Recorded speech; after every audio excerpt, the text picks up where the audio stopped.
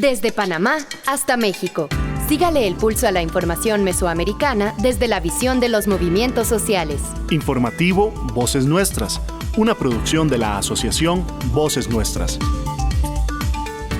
Hola, qué alegría volver a encontrarnos. Muchas gracias por abrirnos un espacio en su día y acompañarnos una semana más. Ya sea que usted nos acompañe en este recorrido informativo desde su casa, el trabajo o en el camino, compartiendo con otras personas en su comunidad. Yo soy Génesis R. Cruz y le doy la bienvenida a esta emisión número 927 del informativo mesoamericano Voces Nuestras. Este es un informativo que construimos de manera conjunta y solidaria gracias al trabajo y los aportes de las personas corresponsales que nos apoyan desde distintos rincones de Mesoamérica y América Latina. Son sus voces, sus miradas y sus territorios los que hacen posible este encuentro cada semana. Hoy vamos a volver a recorrer la región para escuchar historias que nos hablan de la defensa de derechos humanos, de las luchas de nuestros pueblos y de las esperanzas que seguimos construyendo en comunidad. Comencemos con los titulares de esta semana. En México, comunidades indígenas participan en la consulta de la Ley General de Derechos de los Pueblos Indígenas y Afromexicanos. En Costa Rica, personas sobrevivientes impulsan diálogo nacional para fortalecer la respuesta frente a la violencia sexual contra niñas, niños y adolescentes. En Panamá, comunidades campesinas se movilizan en defensa del territorio y del río Indio. En Nicaragua, la Corte Interamericana de Derechos Humanos denuncia ante la OEA nuevas acciones de represión política en contra de la población nicaragüense. En Guatemala, La Bomba de Dios, una reflexión sobre la memoria y las consecuencias de Hiroshima y Nagasaki. En México, organizaciones alertan sobre los impactos del fracking ante recomendaciones para extracción de gas no convencional. Y también en México, pueblos organizados preparan la 7ª Asamblea Nacional por el agua, la vida y el territorio. Nos unen nuestros territorios, nuestras historias, nuestras culturas. Informativo mesoamericano, Voces Nuestras. Gloria Ondina Morales Alvarado, de Radio La Voz de Colomba, desde Quetzaltenango de Guatemala, porque la pasión por la radio también es una bonita manera de poder comunicarse con los demás y de seguir incidiendo también por una mejor sociedad. Voces Nuestras, Centro de Comunicación Educativa. Seguimos las voces nuestras. En México. En el marco del Día Internacional de los Pueblos Indígenas, en México avanza el proceso de consulta sobre la propuesta de Ley General de Derechos de los Pueblos Indígenas y Afromexicanos. La iniciativa busca reconocer y fortalecer los derechos de estos pueblos, mientras comunidades de distintas regiones participan para expresar sus propuestas, preocupaciones y expectativas sobre el contenido de la ley. A continuación escucharemos una producción de Radio Guayacocotla que recoge información sobre este proceso y algunas voces que forman parte de la consulta.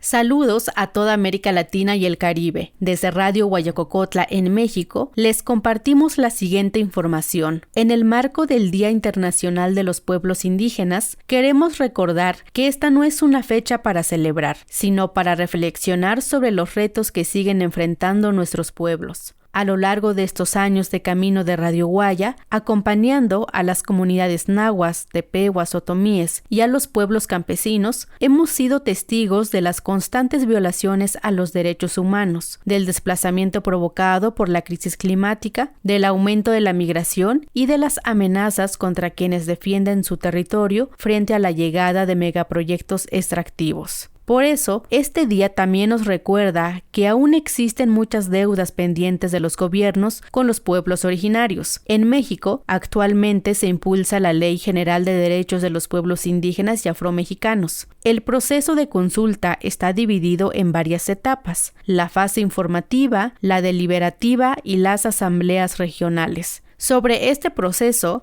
compartimos la voz de Hugo Aguilar Ortiz, presidente de la Suprema Corte de Justicia de la Nación. Para garantizar el cumplimiento de sus derechos y su desarrollo integral, intercultural y sostenible, en particular la asignación directa de recursos públicos, como ya ocurre con el Fondo de Aportaciones para la Infraestructura Social, conocido como el FAISPIAM, que ahora mismo ya se está entregando de manera directa a nuestras comunidades, y el anexo transversal 10 del PEF, que en este momento tiene alrededor de 99 programas presupuestarios con un monto de alrededor de 253,000 millones de pesos. Y finalmente un libro octavo de responsabilidades, procedimientos, delitos, sanciones y el juicio de amparo indígena y afromexicano, que la idea es que los agravios cometidos en su contra sean debidamente sancionados y que sus derechos sean tutelados por el juicio de amparo indígena y afromexicano. Esto es una innovación porque el juicio de amparo, como todos sabemos, garantiza los derechos individuales. Ahora la idea es que el juicio de amparo garantice los derechos colectivos de nuestros pueblos, de nuestras comunidades. Sin embargo, en muchas comunidades existe una preocupación. La información sobre esta propuesta de ley no ha llegado de manera clara ni suficiente. Hay personas que aún no saben de qué trata la iniciativa o que ni siquiera están enteradas de que el proceso de consulta ya comenzó. Esto genera dudas, porque la etapa deliberativa inicia sin que todas las comunidades hayan tenido información. Desde Radio Guayacocotla salimos a preguntar qué opina la gente sobre esta nueva ley. Pues de la ley que están ahorita platicando, que quiere decir que sí, que atiendan bien a las personas, vengan de donde vengan y tengan el lenguaje que tengan, porque pues todos tenemos derecho, todos somos humanos y tenemos derecho a todo. Ahora sí que nos reconozcan y que si es una ley que sea para nuestro bien y para que nos reconozcan también, para que nos favorezca, vaya más que nada. Si esta ley realmente busca responder a las demandas históricas de los pueblos originarios y afromexicanos, es fundamental que se construya con información accesible, con tiempo suficiente para el diálogo y con una participación libre, previa e informada para las comunidades. Para el informativo Voces Nuestras les acompañó Leticia Hernández de Radio Guayacocotla, La Voz Campesina en México. En Costa Rica. En el marco del 9 de agosto, Día de Solidaridad con las personas sobrevivientes de violencia sexual padecida en la infancia o adolescencia, se realizó en Costa Rica el tercer Foro Nacional ¿Quién protege a las niñas, niños y adolescentes frente a la violencia sexual? Desafíos de Costa Rica para prevenir, atender y acompañar. Este espacio reunió a personas sobrevivientes, organizaciones sociales, instituciones y representantes legislativos para analizar los desafíos pendientes en materia de prevención, de atención y garantía de derechos. El reporte es de Voces Nuestras. Para mí, como diputado de la Asamblea Legislativa, como costarricense y como joven, es un honor darles la bienvenida en este espacio. La jornada que están viviendo ustedes hoy es la tercera jornada, el tercer año consecutivo en que Costa Rica hacemos una valoración sobre esta importancia. Surgió a partir del caso Brisa de Angulo, quien transformó una experiencia vivencial como sobreviviente de la violencia sexual en una lucha por la justicia que llegó hasta la Corte Interamericana de Derechos Humanos, el mayor y máximo tribunal de derechos humanos en nuestro continente. Su caso nos recuerda que cambios legales e institucionales casi siempre comienzan con personas que se atrevieron a pedir justicia cuando había pasado mucho tiempo y cuando se les dijo, ya para qué, no pierdan el tiempo que ya fue demasiado, mejor perdónelo, olvídelo y pase la página. Esas personas dijeron, no. No vamos a olvidar, no vamos a pasar la página, vamos a resolver y a buscar y a exigir justicia. Y si no nos la quieren dar los tribunales, vamos a exigirla y vamos a construirla. Y eso es lo que ha permitido que organizaciones como Voces Libres hayan planteado una iniciativa tan fuerte como la ley de memoria, que es la que permitió extender la prescripción de los delitos penales sexuales cometidos contra menores de edad hasta más de 25 años después de que la víctima, el sobreviviente, cumpliera 18 años. ¿Quién protege a las niñas, niños y adolescentes cuando quienes debían cuidarles fallan?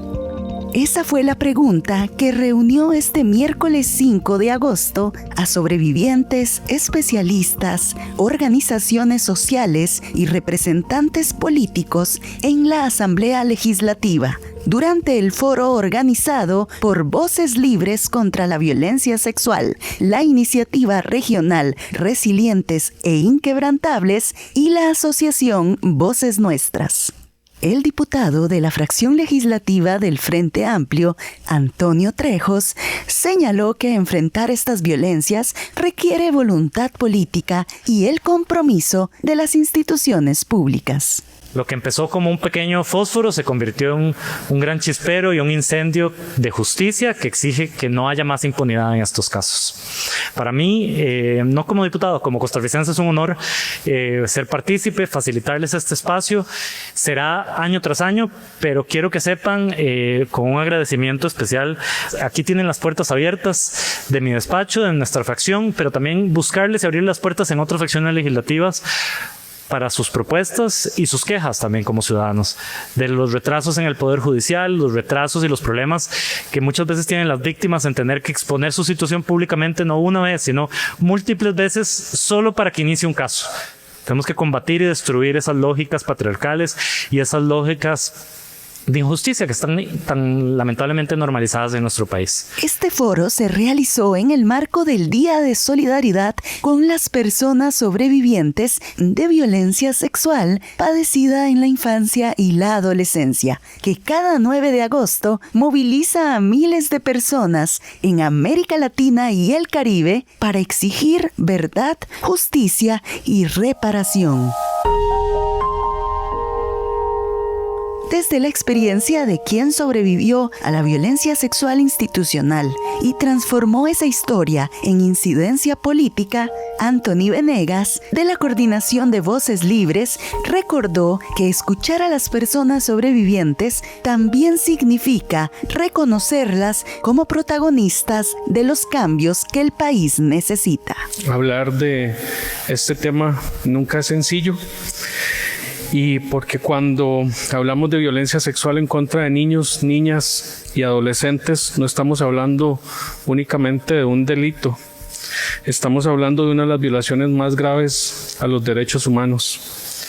Una violencia que deja huellas profundas en la salud, en la confianza, en las relaciones, en el desarrollo y muchas veces en el proyecto de vida de las personas que sobreviven a estos delitos. Lo sé, no solo porque llevo años trabajando en este tema, sino porque también lo viví y me toca sobrevivirlo diariamente. Costa Rica ha dado pasos importantes y creo que sería injusto decir que no ha habido avances. En los últimos años se han impulsado reformas que fortalecen la protección de los niños frente a la violencia sexual, entre ellas la Ley de Derecho al Tiempo, de la cual tuve el honor de ser uno de los impulsores, y la Ley contra el Silencio en Delitos Sexuales en Perjuicio de la Niñez y de Personas con Discapacidad, que fortaleció el deber de denuncia y la responsabilidad institucional. Eso fue un paso importante, pero reconocer los avances no significa conformarnos, porque una buena ley por sí sola no cambia la realidad. Las leyes son herramientas. Lo que realmente transforma vidas es la voluntad política para implementarlas, asignarles recursos y garantizar que lleguen a quienes más las necesitan. Y tan importante como aprobar una ley es preguntarnos qué pasó después. ¿Se está aplicando? ¿Las instituciones la conocen? ¿Se está cumpliendo los protocolos? ¿Estamos evaluando sus resultados? porque si no existe un seguimiento, un monitoreo y una rendición de cuentas, corríamos el riesgo de celebrar reformas que terminan existiendo únicamente en un papel. Por eso creo que hoy la pregunta ya no es cuántas leyes somos capaces de aprobar. La verdadera pregunta es cuántas vidas están cambiando gracias a esta ley.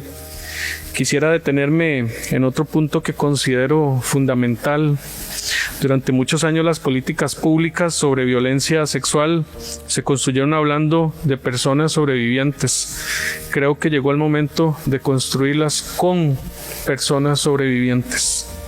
Alejandra Morales también es coordinadora en Voces Libres contra la violencia sexual.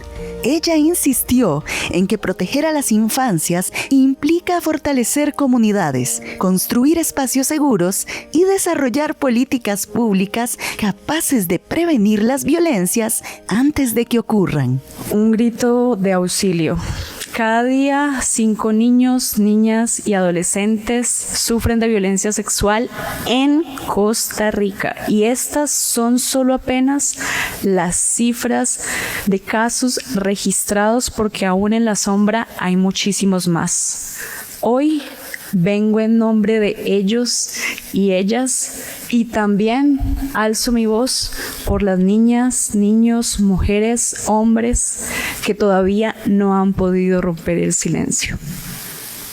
Por la falta de garantías estatales, por la culpa, por la soledad, porque siguen llevando un peso muy, muy fuerte, sin reparación y sin apoyo. Este silencio no es gratuito. Mientras sus abusadores siguen cenando en sus casas, siguen enseñando en sus escuelas e incluso siguen dirigiendo las iglesias a las que asisten con una vida completamente normal.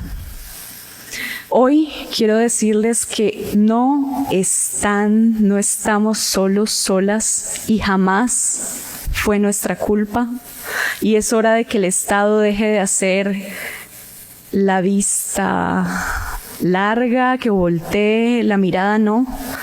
Por eso hoy es un grito de auxilio por los que no han podido gritar. Pero prevenir la violencia sexual también requiere garantizar el acceso a la justicia. Desde la experiencia jurídica, acompañando a sobrevivientes en sus procesos de acceso a la justicia, la abogada Amanda Segura analizó los desafíos que aún enfrentan las personas sobrevivientes para acceder a procesos judiciales libres de revictimización. Una chica que atendió esta semana que el pastor de la iglesia le decía, si no hay embarazo no hay violencia. Eso pasa todos los días. Tengo chicas que han ido al Poder Judicial y les han dicho en una fiscalía, una historia más de borrachera. Y todas las personas que estamos aquí hemos acompañado o hemos vivido eso en carne propia. Tenemos N cantidad de ejemplos de eso que pasan hoy, no hace 10, 15, 20, 40 años. No le pasó a la abuela, le pasó a la amiga, le pasó a usted, le pasó a su mamá, o a una persona que usted quiere y estima. Entonces, ese tipo de mitos y desinformación, de entender la violencia del trauma, por qué usted dura en hablar, por qué usted siguió en contacto con esa persona, por qué N cantidad de situaciones que solo si usted entiende la historia bien y se toma el tiempo de no nada más decirle, bueno, ¿y qué fue lo que pasó? Dígame rápido porque tengo que ir a tomar café. Es fundamental, por ejemplo, cuando hay violencia en una institución religiosa, por ejemplo. Y todo lo que eso implica en su familia y en su comunidad, que puede ser su único apoyo. Esas chicas no han tenido por qué pasar por eso. El Estado es responsable más que nadie, más que cualquier particular. Entonces, hay una cuestión que se me ocurrió. Es una calculadora para ver si el caso de violencia sexual en la infancia está prescrito. Es totalmente gratuita y es una cuestión que es de acceso público para que la gente pueda tenerlo sin tener la necesidad de que tener que contarle al guarda y al auxiliar y a la fiscala y a todo el mundo, y lo pueda hacer dentro de la intimidad de su teléfono o de su hogar o con el apoyo de una persona de confianza. El panel cerró con una mirada centrada en la reparación. La psicóloga clínica Diala Castro recordó que las secuelas de la violencia sexual pueden acompañar durante años a las personas sobrevivientes, por lo que el acompañamiento integral especializado constituye una parte indispensable de la respuesta del Estado. Lo que se sabe sobre trauma hoy en día no es lo mismo que se sabía hace más de 20 años, cuando muchos de nosotros fuimos formados. Ha avanzado muchísimo el conocimiento y la sensibilidad y la información para poder acompañar de una manera respetuosa, congruente con lo que las personas sobrevivientes requieren como un apoyo.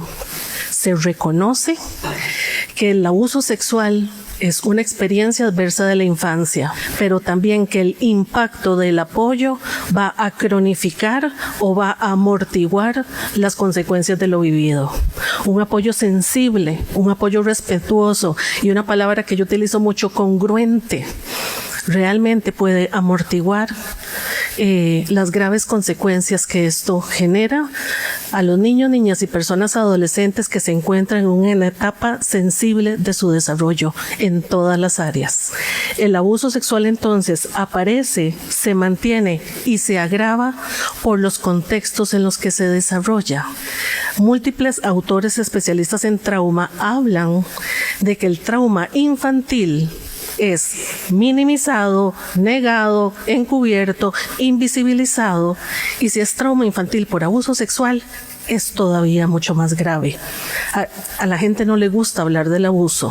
La violencia sexual y el abuso sexual típicamente es perpetrado, lo siguen diciendo una y otra vez las estadísticas, por figuras de cuidado, autoridad o una persona que tenía algún rol de responsabilidad, es decir, una persona en la que yo debía de confiar.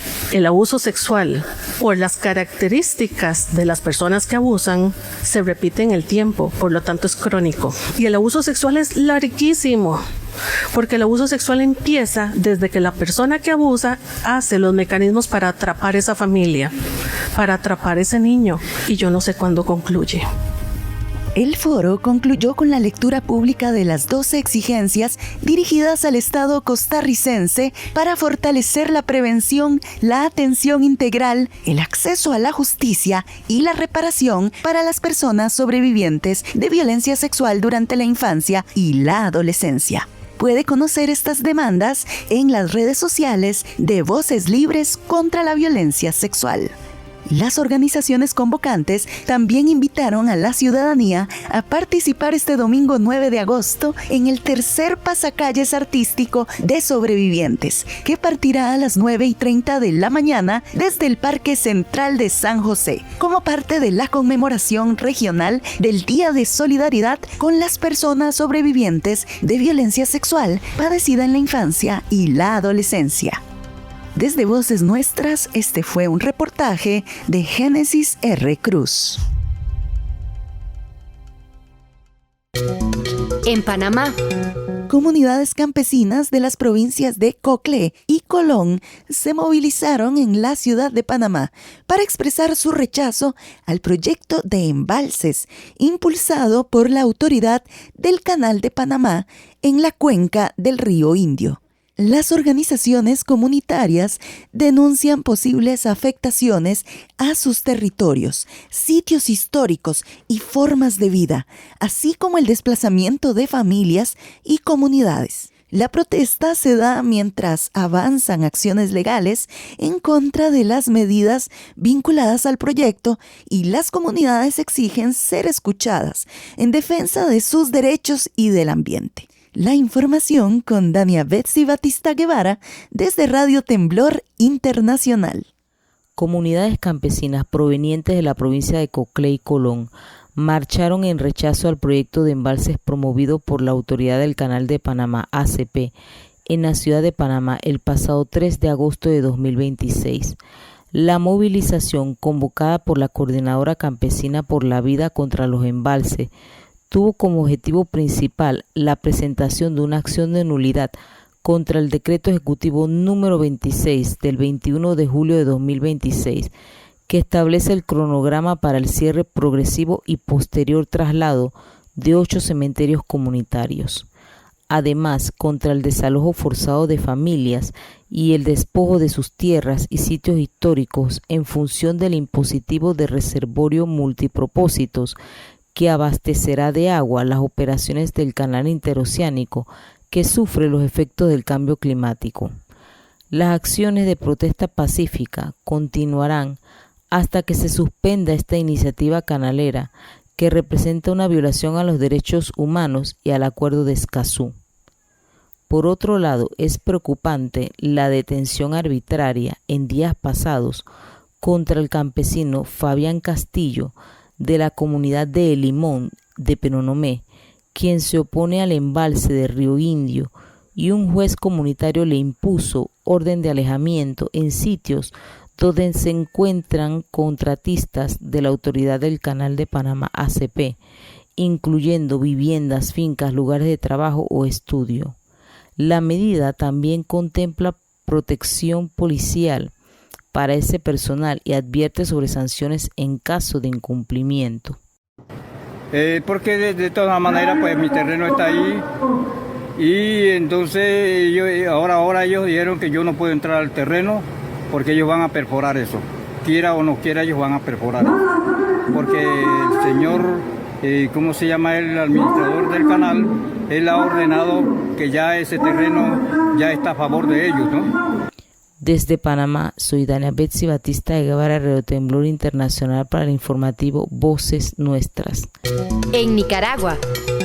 Durante una sesión extraordinaria del Consejo Permanente de la Organización de los Estados Americanos, OEA, la comisionada Rosa María Payá, relatora para Nicaragua de la Comisión Interamericana de Derechos Humanos, CIDH, denunció la represión política ejercida por el régimen de Ortega y Murillo en contra de la población nicaragüense. La comisionada señaló una serie de acciones que, según la CIDH, vulneran los derechos humanos de las personas que expresan opiniones distintas a la del gobierno, incluyendo casos de persecución y desaparición forzada. La relatora para Nicaragua también manifestó su preocupación por las medidas impulsadas por el régimen para desmantelar de manera definitiva el sistema electoral del país. La Comisión ha venido documentando a través del NECENI persistentes y graves violaciones a los derechos humanos en Nicaragua, las detenciones arbitrarias, las desapariciones forzadas, la persecución religiosa, la violencia contra los pueblos indígenas y afrodescendientes y la represión política de la dictadura de Ortega Murillo han instaurado el miedo en la ciudadanía. Los nicaragüenses viven bajo un régimen sin garantías ni libertades que intenta silenciarlos sistemáticamente. Según información de la sociedad civil, más de 40 personas permanecen detenidas por motivos políticos y al menos 10 de ellas continúan en situación de desaparición forzada. La comisión denunció la muerte bajo custodia del líder indígena Miskitu, Brooklyn Rivera, tras más de 2 años sin conocerse su paradero. Después de su fallecimiento, las autoridades negaron la entrega de su cuerpo y detuvieron arbitrariamente a los familiares y a las autoridades comunitarias que reclamaban sus restos en Managua. Los 6 permanecen en condición de desaparición forzada desde entonces, lo que profundiza aún más el impacto colectivo sobre el pueblo miskitu. Asimismo, desde finales de junio, se desconoce el paradero del obispo emérito de Estelí, Monseñor Abelardo Mata Guevara, mayor de 80 años y beneficiario de medidas cautelares, que fue detenido junto con otros sacerdotes tras participar en actividades religiosas. En el 2026, la Comisión recibió información sobre la cancelación arbitraria de las licencias profesionales de cientos de abogados sin ningún proceso disciplinario y sin debido proceso, lo que debilita aún más el acceso a la justicia y el derecho a la defensa en un sistema de administración de justicia que ya estaba quebrantado por la ausencia de independencia judicial. Es en este ambiente que el pasado 19 de julio, Daniel Ortega anunció públicamente unas intenciones que ya todos conocíamos: afirmando que en Nicaragua no volverá a haber elecciones. Días después, el 28 de julio, se presentó una iniciativa de reforma constitucional que propone ampliar de 6 a 7 años el mandato de la llamada copresidencia, permitir su renovación y elevar al rango constitucional restricciones que impedirían la participación política de sus opositores. La Comisión ya había advertido en su informe anual del 2025 que la reforma constitucional aprobada el año pasado modificó más de 100 artículos de la Constitución, consolidó un régimen incompatible con los principios de la democracia representativa y eliminó la separación de poderes al concentrar el poder en la copresidencia. Estas nuevas medidas profundizan ese proceso al eliminar las condiciones necesarias para la alternancia democrática y restringir aún más el ejercicio de los derechos políticos. La Comisión Interamericana reitera su repudio a esta iniciativa por ser incompatible con el artículo 23 de la Convención Americana sobre Derechos Humanos y con los principios de la Carta Democrática Interamericana. Aunque el régimen de Ortega y Murillo retiró en 2023 al Estado de Nicaragua de la Organización de los Estados Americanos en un intento por evadir responsabilidades señaladas en distintas denuncias sobre violaciones a derechos humanos, la ciudadanía nicaragüense continúa bajo la protección de los instrumentos interamericanos, afirmó la comisionada de la CIDH. Durante la sesión de la OEA realizada el miércoles 5 de agosto, 10 países propusieron convocar de manera urgente una consulta de cancilleres del continente para definir acciones que permitan presionar al gobierno nicaragüense a revertir estas medidas y avanzar hacia condiciones de democracia, con elecciones libres y transparentes. El régimen de Ortega y Murillo tiene previsto aprobar el próximo 3 de septiembre nuevas reformas constitucionales que, según organizaciones opositoras y organismos internacionales, limitarían aún más la participación política de la oposición. Con la visión de los movimientos sociales. Informativo Voces Nuestras. Estoy cansada. Hablemos claro, sea cual sea la razón. Si te forzaron a tener relaciones sexuales, si el condón se rompió durante la relación sexual, si no te sentís segura, vos podés, y es tu derecho, solicitar anticoncepción de emergencia en EVAIS, farmacias, clínicas privadas, atención de urgencias, etc. Yo creo que es nuestro derecho a la prevención sin juicios. Parece mentira. Es un mundo de hombres todavía. Prevención sin prejuicios. Un mensaje de la Colectiva por el Derecho a Decidir. Ustedes para afuera su camino. En Guatemala. El escritor Eduardo Galeano escribió: los pocos sobrevivientes deambulan, mutilados, sonámbulos, entre las ruinas humeantes. Iban desnudos y en sus cuerpos las quemaduras habían estampado las ropas que vestían cuando ocurrió la explosión. En los restos de las paredes, el fogonazo de la bomba atómica había dejado impresas las sombras de lo que hubo: una mujer con los brazos alzados, un hombre, un caballo atado. 3 días después, el presidente Harry Truman habló por radio. Dijo: agradecemos a Dios que haya puesto la bomba atómica en nuestras manos y no en manos de nuestros enemigos, y le rogamos que nos guíe en su uso de acuerdo con sus caminos y sus propósitos. En el marco histórico de los bombardeos atómicos lanzados contra las ciudades de Hiroshima y Nagasaki, el historiador e investigador Sergio Castañeda comparte sus reflexiones sobre las implicaciones de esos hechos y su vigencia en la memoria de la humanidad. La nota con el corresponsal Herbert Reyes.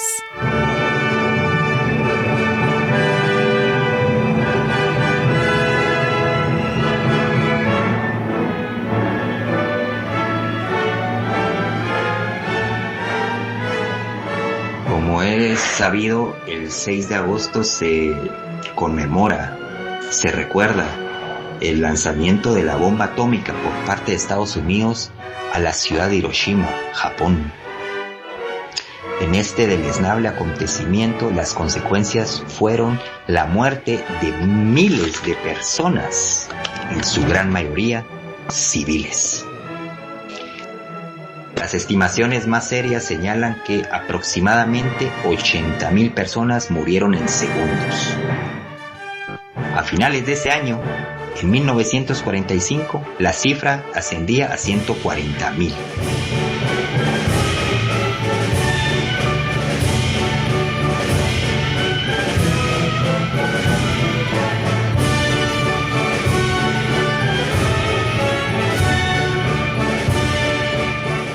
Y por supuesto, tras investigaciones científicas, demográficas y médicas que sucedieron durante meses, incluso algunos años después, se supo que consecuencia de esta bomba, el total de muertes llegaba a una cifra de 200,000 personas. Por supuesto, muchas otras más tuvieron secuelas que les duraron años o incluso el resto de su vida, debido a heridas, quemaduras y a la potente radiación. También cabe destacar cómo esto impactó en la contaminación radioactiva, en la destrucción casi total de la vegetación, en la sucesión de incendios masivos que arrasaron bosques urbanos, parques y cultivos. Asimismo, se dio la muerte masiva de animales y la devastación de los ecosistemas locales. Por si esto fuese poco, 3 días después, una segunda bomba devastó la ciudad de Nagasaki, profundizando la tragedia humana cometida por el criminal imperio estadounidense.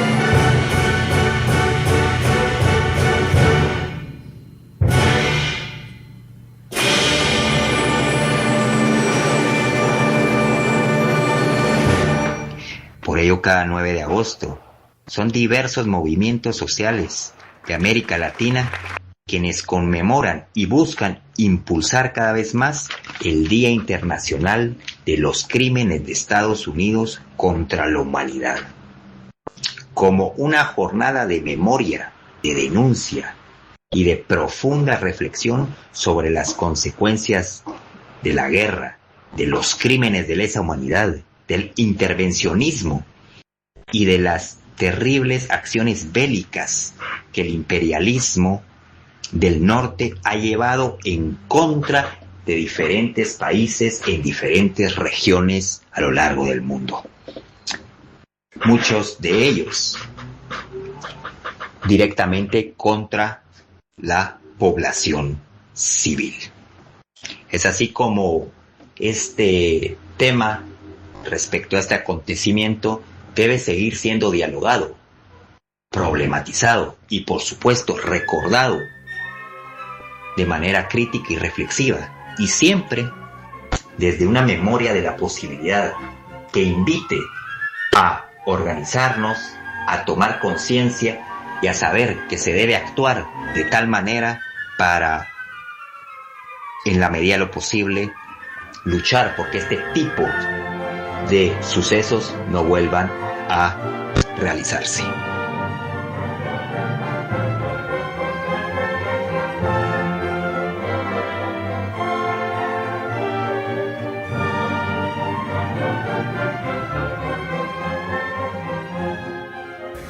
En 1945, mientras este día nacía, murió Hiroshima, la bomba de Dios, Eduardo Galeano.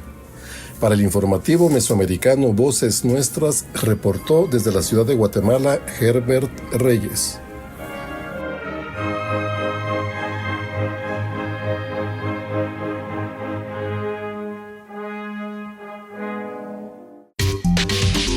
Con la visión de los movimientos sociales. Informativo Voces Nuestras.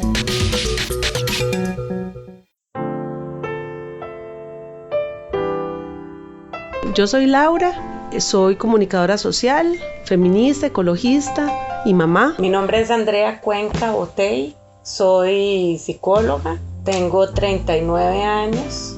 Trabajo en la Universidad Estatal a distancia. Y mi maternidad ha sido una aventura, un reto y un volver a lo simple. Para mí la maternidad es un ejercicio revolucionario de dulzura y de responsabilidad. Celebremos las maternidades libres y elegidas. Un mensaje del Observatorio de Género y Medio Centroamericano, GEMA, con apoyo de UAC. En México. Un comité científico en México que analiza la extracción de gas natural en yacimientos no convencionales recomendó el uso del agua salada en los procesos asociados con esa actividad. Sin embargo, las 40 organizaciones que integran la Alianza Mexicana contra el Fracking advierten sobre los riesgos ambientales y sociales de esta práctica, señalando posibles afectaciones a los territorios y un alto costo para las comunidades. La información con nuestra compañera Reina Melchor Rivas desde Radio Teocelo en Veracruz, México. Saludos a toda América Latina. Durante la conferencia de este jueves, la presidenta de México y los integrantes del Comité Científico sobre la Extracción de Gas Natural en Yacimientos No Convencionales dieron a conocer que los trabajos o las recomendaciones es usar agua salada, garantizar que no se obtenga de mantos de agua dulce para consumo humano, usar aditivos menos contaminantes y hacer consultas públicas. También se pronunciaron por prohibir este tipo de técnicas en la cuenca Tampico-Misantla, localizada entre Tamaulipas y Veracruz, como parte de sus 10 recomendaciones derivadas del primer resultado de análisis, con la intención de disminuir las importaciones y la dependencia del gas conveniente, principalmente a Estados Unidos, como lo dio a conocer la presidenta Claudia Sheinbaum. Que nos permite evaluar, además como un comité científico de distintos puntos de vista, que nos permite evaluar, en este caso, la posible producción de gas no convencional en nuestro país. Y fueron muy claros en las 10 recomendaciones. Primero, antes de iniciar cualquier explotación de gas natural no convencional, hay que fortalecer las fuentes renovables de energía. 2, usar más eficientemente la energía. Quiere decir equipos de eficiencia que nos permitan tener el mismo servicio, pero con otros equipos de generación, de producción y de consumo de energía. 3, aprovechar el gas que se quema en la atmósfera. 4, aprovechar el potencial todavía que hay de gas convencional. Ya para hablar de gas no convencional, nos piden prohibir la explotación de gas no convencional en la cuenca Tampico-Misantla. Es principalmente Veracruz y una parte del sur de Tamaulipas, porque es social y ambientalmente inviable. Lo vamos evidentemente a reconocer. Haya una consulta pública antes de iniciar cualquier tipo de producción en la zona. Sin embargo, ya generó reacciones por parte de la Alianza Mexicana contra el Fracking. En conferencia de prensa este mismo jueves, Beatriz Olvera señaló los riesgos y lugares no convencionales donde viven cerca de 1.300.000 personas, tan solo en el área donde están ubicados estos yacimientos de origen no convencional que se pretende extraer. Estamos compañeros y compañeras que hacemos parte de la Alianza Mexicana contra el Fracking para expresar la postura de las organizaciones y territorios que hacemos parte de esta alianza. En reacción a lo que comentaba hoy la presidenta, el primero tiene que ver con la importancia de la cuenca Sabinas Burro Picachos como una zona con vida. Ya hemos escuchado incluso en otros foros acerca de que pues esta zona es prácticamente desértica, acá no hay vida, acá no habrá impacto, y justamente eso es algo que quisiéramos apuntar. Esta zona, esta cuenca pues comparte en particular en toda el área de no convencionales, va a compartir territorio en Coahuila, Nuevo León y Tamaulipas, y en esta zona, en el área de no convencionales, viven cerca de 1.3 millones de personas. Tan solo en el área donde están ubicados estos yacimientos de origen no convencional que se pretenden extraer. Además de estos habitantes, pues hay localidades urbanas, pero también existen 1.850 localidades rurales También tenemos que parte de este territorio, 16% corresponde a propiedad social. Hay 151 ejidos, hay comunidades y también una porción del pueblo Kikapú. Para Contacto Sur reportó desde Radio Teocela en Veracruz, México, Reina Melchor Rivas. Noticias con identidad mesoamericana. Informativo Voces Nuestras. Alerta, Guatemala, El Salvador, Honduras, Nicaragua, Mesoamérica está en riesgo. Las personas defensoras de derechos humanos son aquellas que han decidido dar su vida y sus capacidades para defender los derechos de todas las personas. Las personas defensoras brindan su tiempo y sus capacidades para exigir el respeto de nuestros derechos y visibilizar situaciones de injusticia social, combatir la impunidad y fortalecer los procesos de desarrollo democráticos en la región. En muchos casos, su vida o la de sus familiares corre riesgo debido a las amenazas, la persecución judicial o mediática o la criminalización que reciben por las actividades que realizan. Las personas defensoras de derechos humanos son un actor clave para el fortalecimiento democrático y el desarrollo social en la región. Mesoamérica está en riesgo. Urge crear un ambiente propicio para la defensa de los derechos.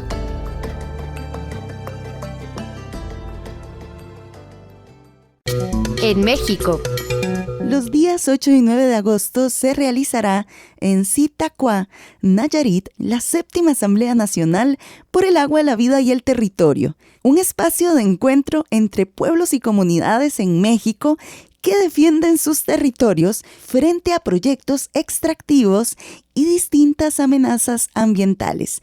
En entrevista con Alejandro y Berta, colaboradores de Radio Zacatepec en Puebla, conocemos la historia de estas asambleas, que surgieron en sus territorios y con el tiempo han articulado a otros pueblos en una lucha por la defensa de la vida, el agua y la autonomía comunitaria. El aporte es de Radio Sinaca, gracias a Maribel Vázquez. Hola amigas y amigos de América Latina y el Caribe, en esta ocasión les compartimos que habrá una 7ª Asamblea Nacional por el Agua, la Vida y el Territorio en el estado de Nayarit, en México, los días 8 y 9 de agosto. Integrantes de la Radio Zacatepec en el estado de Puebla nos comparten cómo se va a llevar a cabo este evento y cuál es el objetivo del mismo.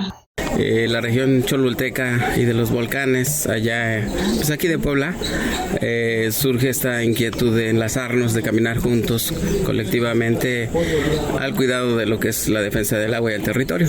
Surge en Zacatepec, de hecho, la primera asamblea. Esta es la 7ª asamblea que se llevará a cabo allá con nuestras hermanas y hermanos de Nayarit, próximo 8 y 9 de agosto. Quedan cordialmente invitados y efectivamente es caminar juntos, porque la guerra de exterminio y de saqueo del capital y del Estado está más fuerte cada vez. Entonces hoy no podemos seguir aislados. Creo que este encuentro pues nos va a tener que fortalecer para seguir en la defensa de los recursos. Bueno, nuestra compañera aquí presente también puede compartir algo. Soy ahora sí que colaboradora de Radio Zacatepec y pues sí, esta ya 7ª Asamblea Nacional por el Agua y la Vida es bien importante porque congrega a todos los pueblos que estamos en lucha en la defensa de los territorios, el agua y la vida, y definitivamente nos fortalece porque ahorita en Nayarit pues es la cuestión llegar y con todos los pueblos que llegan allí, que formamos parte del Congreso Nacional Indígena, pues es fortalecernos por la situación tan difícil de toda esta estructura capitalista que está muy fuerte contra los pueblos, ¿sí? De acabar con los pueblos. Y bueno, en esta parte, ¿cómo es que están pensando pues poder juntar a la gente y cómo pueden participar? Sí, de hecho, a través de las redes sociales, en las páginas oficiales de la Asamblea Nacional por el Agua y la Vida y el Territorio, en Facebook, ahí pueden buscar las bases, la convocatoria, los lugares, los espacios, las políticas internas que también va a llevar esto. Hay otra página que es la de Mi Radio Zacatepec Tlaxcalancingo de Facebook, que igual la pueden consultar. Y pues el Congreso Nacional Indígena, que es la página oficial, entran al Congreso Nacional Indígena de Facebook y ahí pues están los contactos. Y sí, la invitación pues es sumarse todos los territorios, escuchar las transmisiones en vivo. Digo, si no pueden llegar a Nayarit, nosotros vamos a estar transmitiendo a través de la página de Mi Radio Zacatepec Tlaxcalancingo, el CNI, Otomisa en Resistencia, la NAVI, que es la Asamblea Nacional por el Agua y la Vida, va a estar transmitiendo todo el evento los 2 días que vamos a estar por ella. Se despide de ustedes Maribel Vázquez desde Radio Comunitaria Tzinaca en la Sierra Nororiental de Puebla, en México. Aquí se escuchan las voces de las mujeres y hombres que construyen Mesoamérica día a día. Informativo Voces Nuestras. Así llegamos al fin de esta emisión del Informativo Mesoamericano Voces Nuestras. Muchísimas gracias por acompañarnos y ser parte de esta red de personas que creemos que otra comunicación es posible. Una comunicación que sí escucha, que cuestiona, que denuncia, pero que también celebra la organización, la solidaridad y la esperanza de nuestros pueblos. Recuerde que este informativo es una producción colectiva construida gracias al compromiso de nuestra red de corresponsales en toda la región, quienes hacen posible que estas historias lleguen a usted. Yo soy Génesis R. Cruz y ha sido un gusto compartir esta emisión. Nos reencontramos la próxima semana con más información, más voces y más historias desde Mesoamérica y América Latina. Informativo Mesoamericano Voces Nuestras, una producción de la Asociación Voces Nuestras con el apoyo de la Red de Corresponsales, representantes de medios y organizaciones de Centroamérica y México y el apoyo de Rosa Luxemburg Stiftung y Pan para el Mundo.